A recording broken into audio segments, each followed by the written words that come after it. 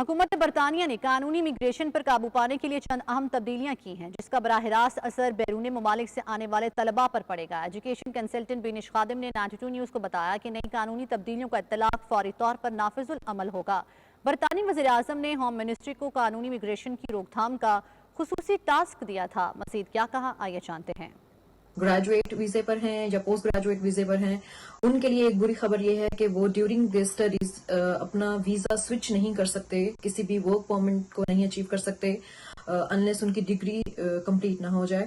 اور دوسری جو اپڈیٹ ہے وہ یہ ہے کہ 2024 سے جنوری 2024 سے جو اسٹوڈنٹس یہاں پر پڑھنے کے لیے آئیں گے، اسپیشلی ماسٹرز ڈگری والے اسٹوڈنٹس، وہ اپنے ڈیپینڈنٹس کو ساتھ نہیں لا سکیں گے۔